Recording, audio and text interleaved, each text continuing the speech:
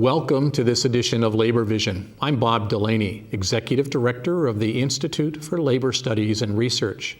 Labor Vision, a production of the Institute, focuses on topics of importance to working Rhode Island families. We hope you enjoy this evening's edition.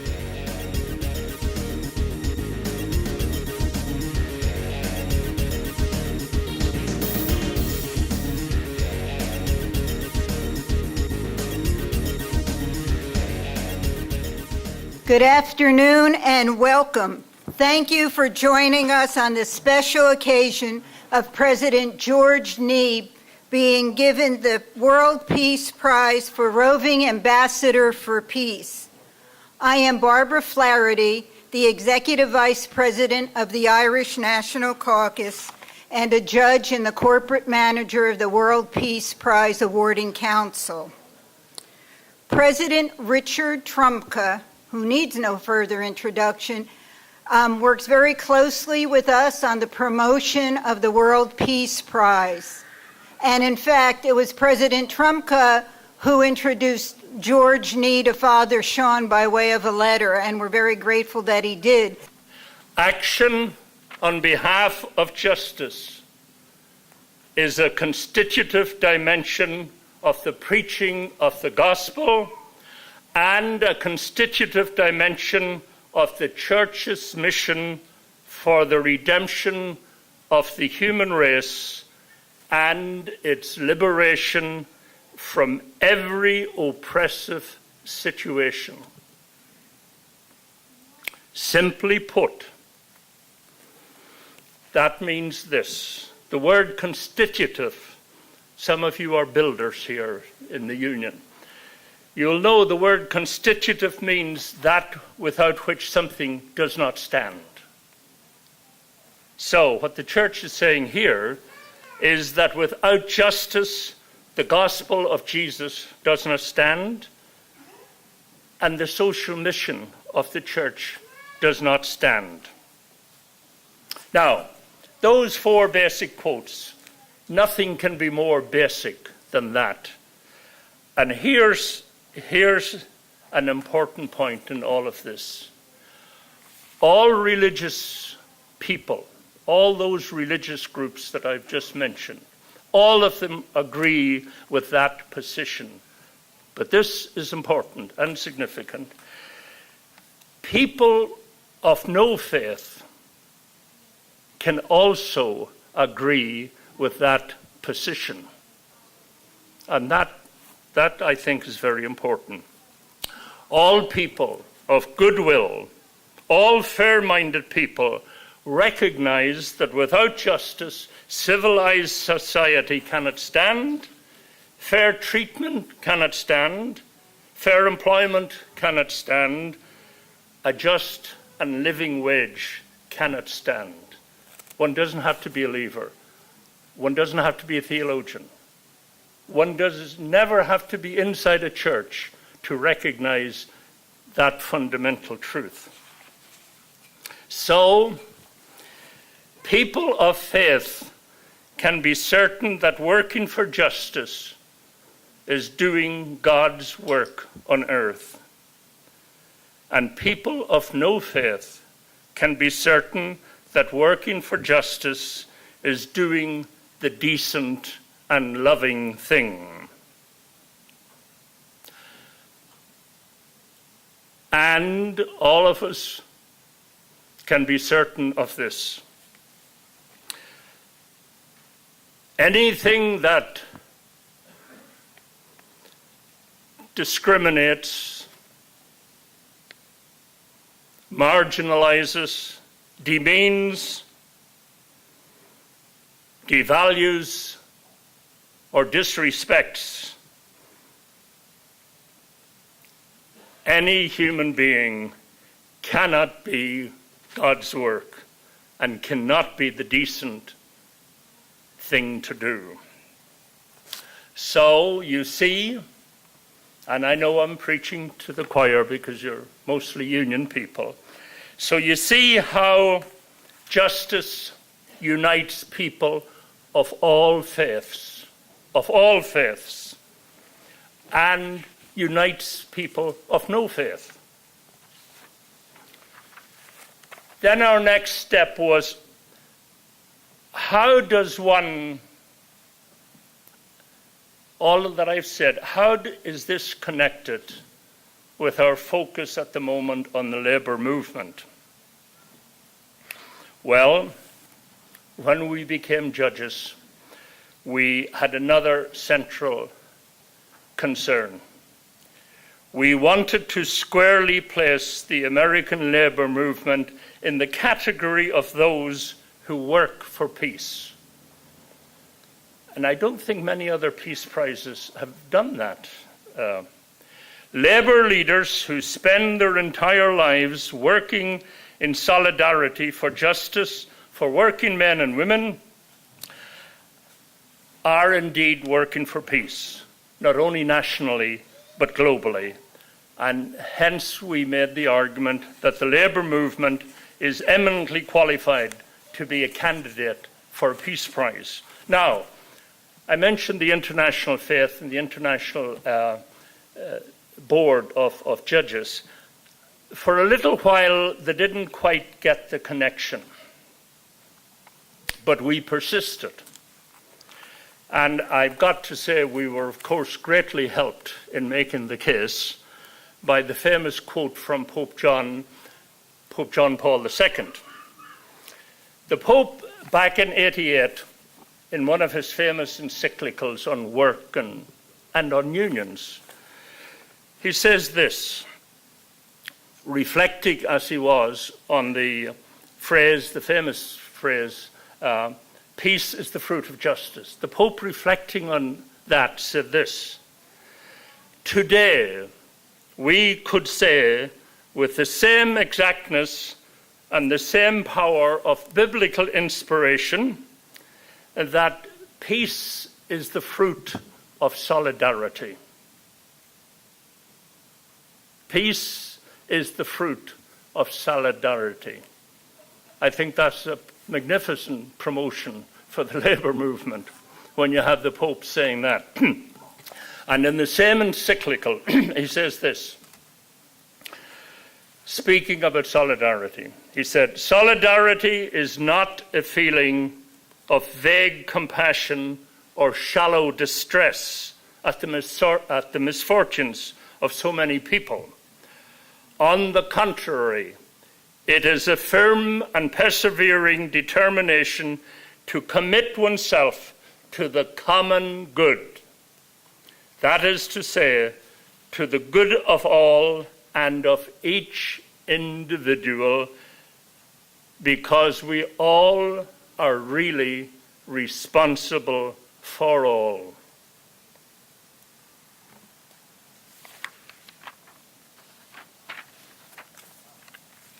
Our World Peace Prize places social justice front and centre. Our Peace Prize encourages members of the labour movement to positively think of themselves as not just fighters for justice, but as peace builders as well.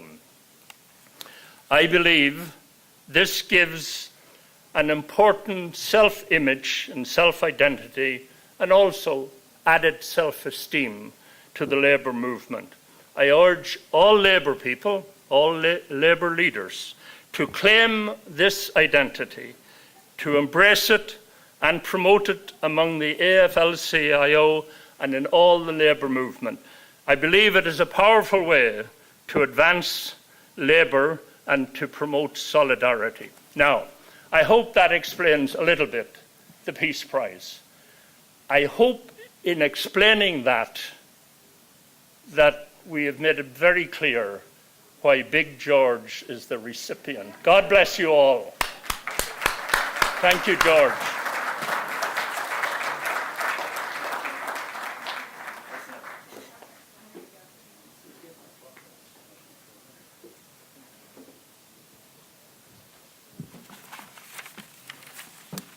Ladies and gentlemen, please allow me to read Dr. Hand's remarks.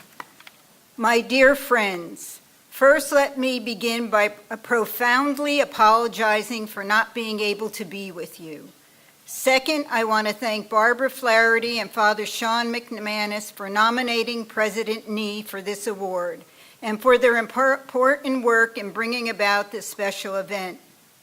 Third, I want to give my personal and corporate congratulations to President Nee for being a most worthy recipient of the World Peace Prize. I and the entire family of the World Peace Prize Awarding Council believe that the stated mission of the AFL-CIO accords perfectly with our own peace criterion. The AFL-CIO resolves to fulfill the yearning of the human spirit for liberty, justice, and community, to advance individual and associational freedom, to vanquish oppression, privation, and cruelty in all their forms, and to join with all persons of whatever nationality or faith who cherish the cause of democracy and the call of solidarity to grace the planet with these achievements. We dedicate ourselves to improving the lives of working families, bringing fairness and dignity to the workplace, and securing social equity in the nation. As the head of the Rhode Island AFL-CIO, President Nee richly deserves this award, which is granted on behalf of our Interfaith and International Board of Judges, representing the 9 major religions: Judaism, Islam, Hinduism, Buddhism, Confucianism, Catholicism, Protestantism, Russian Orthodox, and Zoroastrianism.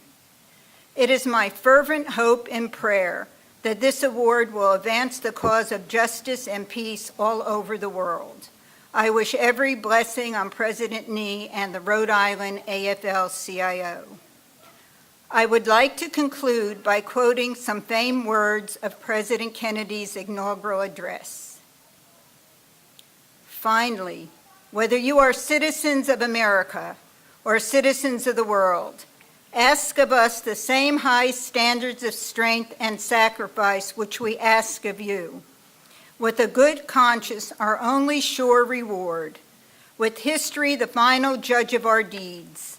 Let us go forth to lead the land we love, asking his blessing and his help, but knowing that here on earth, God's work must truly be our own. Thank you, and may God bless you all. Sincerely, Dr. Han-Min Soo.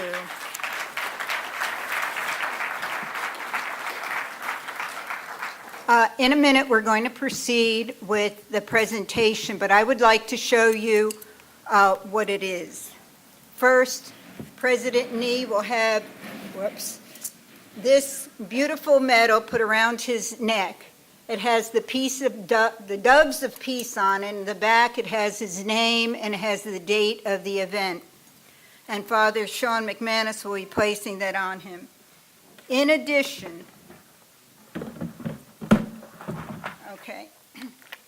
he will be receiving this World Peace Prize Roving Ambassador for Peace Award, which says, George H. Nee, President, Rhode Island AFL-CIO, November 15, 2018, for a lifetime of dedication to justice, for realizing that without justice there is no love, for knowing that world peace is the fruit of justice, and for having the solidarity to live by these principles.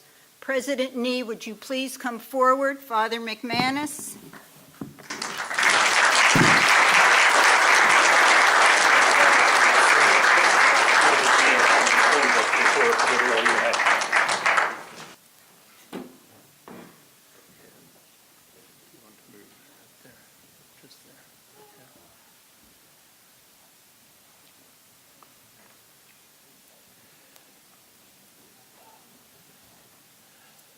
George, it gives us great pleasure to present you with this Peace Prize medal. Congratulations. And Give a chance for the photo.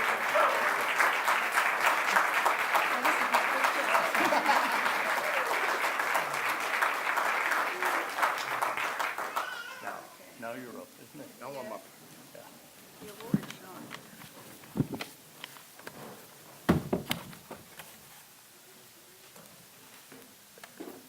Thank you so much to say I am overwhelmed by this event is an understatement, and I would just like to personally thank everybody who came here today and are joining in this thing. I should tell you that when I first got the call from Father McManus, after getting a letter from President Trumpka, who said, Father McManus will be calling you, please call him back. He's a friend of mine. So I said, well, the president of the AFL-CIO says, call someone back. You call him back.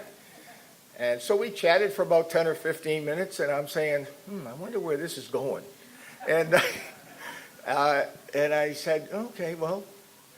And then he said, well, we'd like to give you this World Peace Award.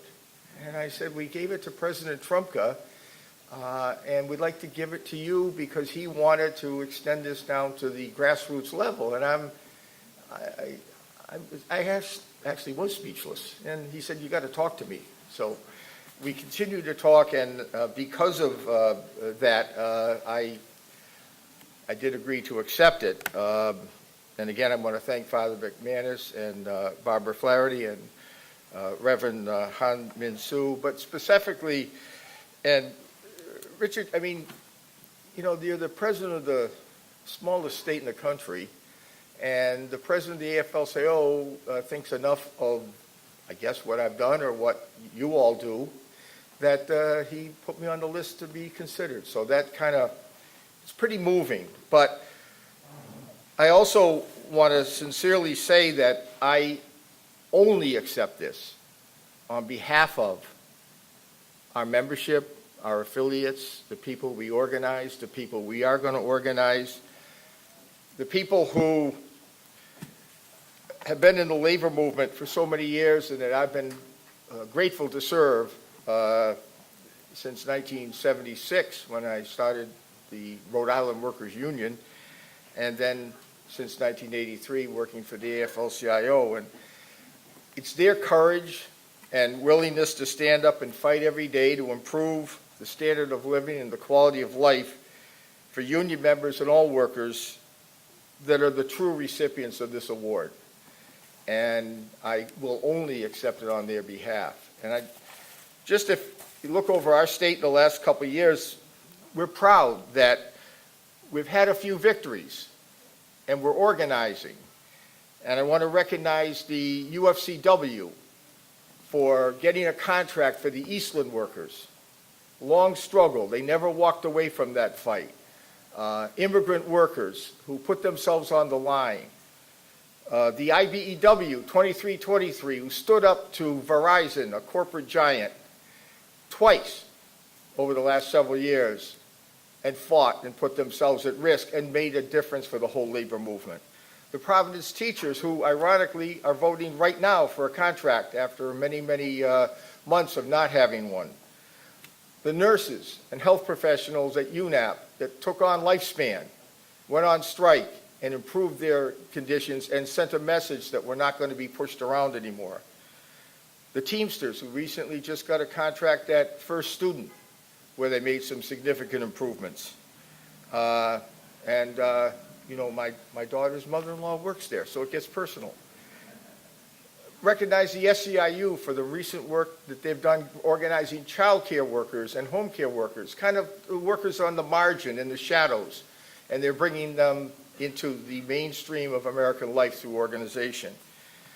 The NEARI, who just organized the adjunct faculty at CCRI, and as we sit here today, 1,200 grad students are voting at Brown University to join the union.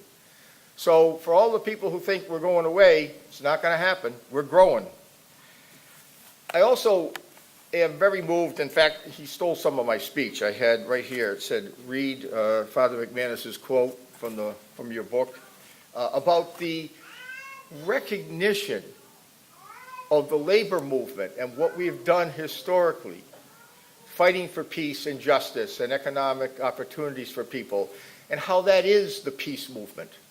And to have that finally get recognized, I think is very significant, because I think he's correct. We haven't understood that or recognized it. And it's very nice that religious leaders have seen this, this movement that we're so proud of is really part of the peace movement. Now, because when we talk about peace, and I have a different Pope to quote, if you want peace, work for justice. That's Pope Paul VI. But we go back to the Old Testament with peace is the fruit of justice from Isaiah.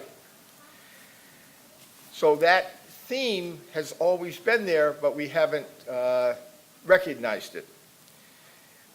I want to take a minute to mention a couple of people who have made significant differences in my life. One, I owe probably my labor career to Cesar Chavez. I was blessed to have met him at an early age. I worked with the Farm Workers Union for many, many years.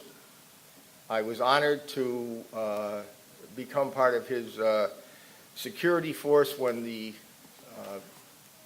California recognized the rights of farm workers to organize in 1975. You know the tragedy in this country right now? Think about it. There are still large groups of people that are still not recognized nationally for the right to organize. Domestic workers and farm workers still, except for California and I think one other state. So we went on a pilgrimage because Cesar was a very religious person, and we had to get from San Isidro on the Mexican border to Fresno in 40 days.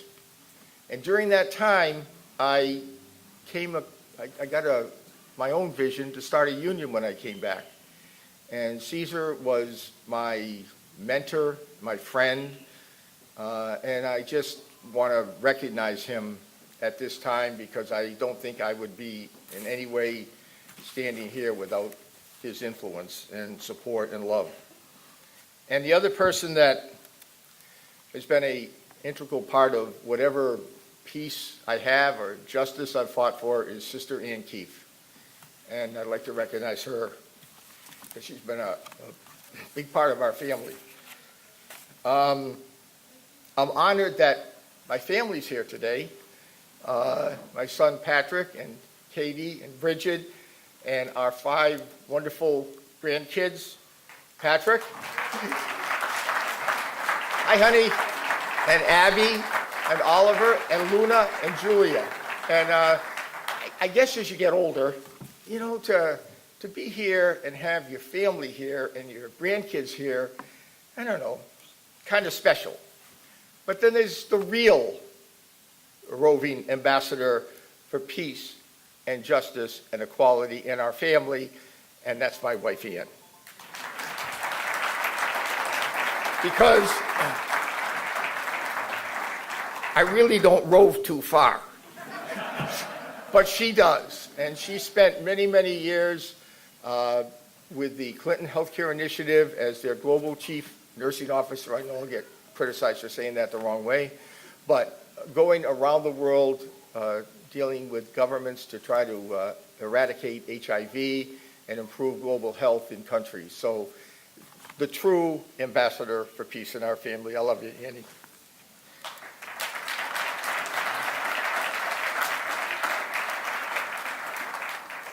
Now, as we sit here today, I think those of us in the labor movement always understand that we have a solemn obligation to the people who came before us that built this movement.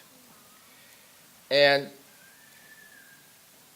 unfortunately in this country, since it started and continues today, there are those who are controlling and dominating our economic and political system.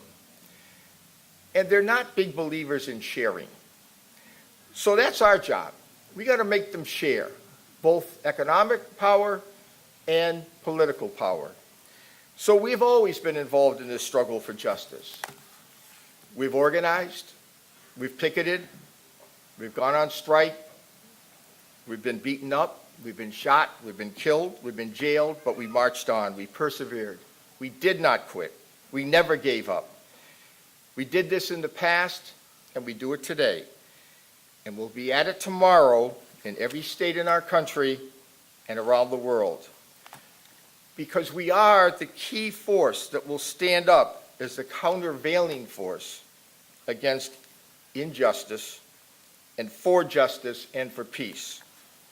I'm going to do a little paraphrase of Rabbi Hillel. If not us, who? If not now, when? And we've made progress, but it must be fought for every day because so many people have sacrificed. So we have a sacred responsibility now to continue the progress for those that will follow us. And our job will not be complete until we have a fair wage, health and retirement benefits, a safe and healthy workplace, a voice on the job, respect, and dignity. Now, looking around this room, I know many of us have walked picket lines and been to demonstrations where the chant was no justice, no peace. And we will continue to do so until there is justice and therefore peace. Again, thank you so much for being a part of this, and thank you.